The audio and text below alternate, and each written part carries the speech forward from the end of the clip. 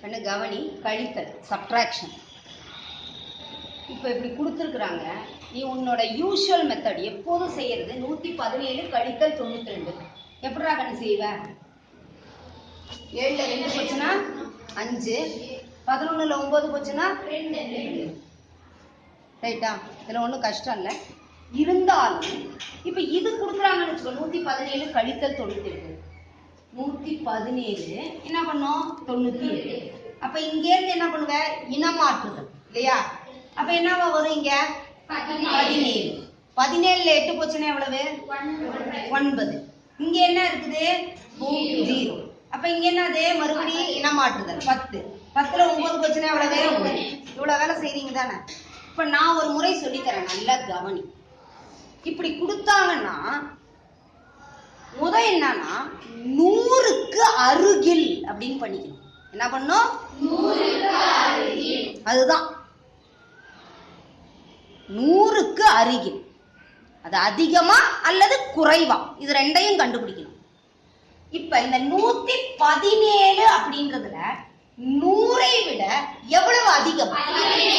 அத போட்டுக்கோ.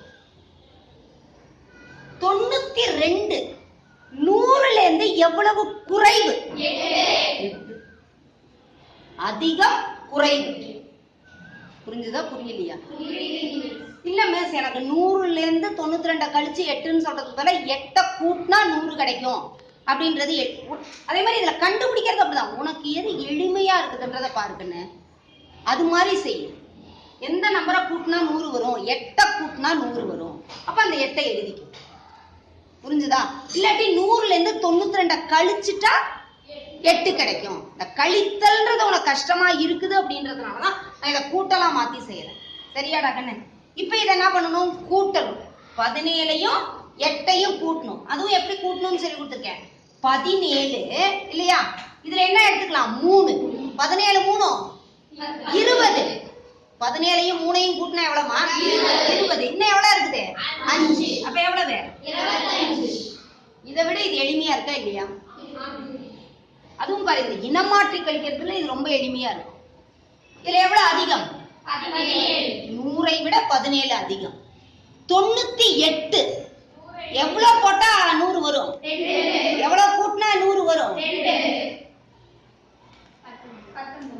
எவ்வளவு பாரு, இது எவ்வளவு வேலை செஞ்சீங்க நீங்க. செஞ்சீங்களா செய்யலையாடா? இப்ப இது கொஞ்சம் ரொம்ப முடியாத குழந்தைங்களுக்கு எளிமையா இருக்குமா இல்லையா? இல்ல ஒரு ஆன்சர் வெரிஃபை பண்றதுக்கு உன்னோட விடைய சரிபார்க்கறதுக்காக இதை பயன்படுத்திக்கலாமா பயன்படுத்திக்க கூடாதா? அடுத்த கணக்கு பாரு. 100ல இருந்து இது எவ்வளவு அதிகம்? 76. இதெல்லாம் 92 98 டக்குன்னு சொல்லிட்டேன் மிஸ். 76 போது எப்படி மிஸ் டக்குன்னு கண்டுபிடிக்கிறது? ஒண்ணும் இல்லடா கண்ணு, நல்லா கவனி. இந்த முதல் இலக்கத்தோட எந்த எண்ணம் கூட்டுனா 10 வரும் அப்படின்றத பாருங்க.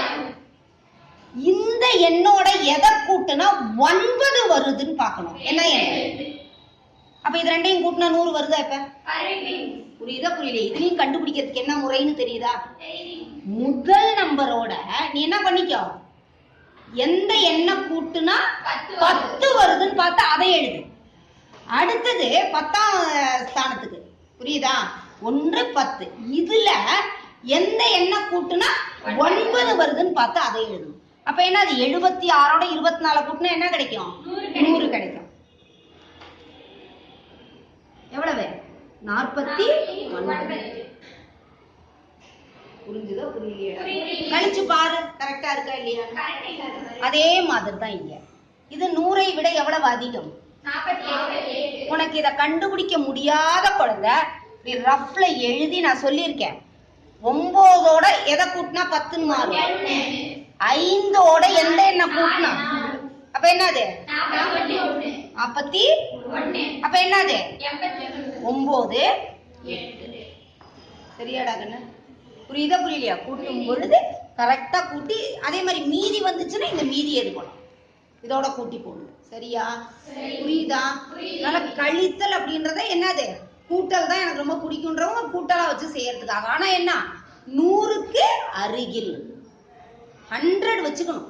Near to 100. யாரும் ஒண்ணும் கிடையாது. சரியாடா கண்ணு?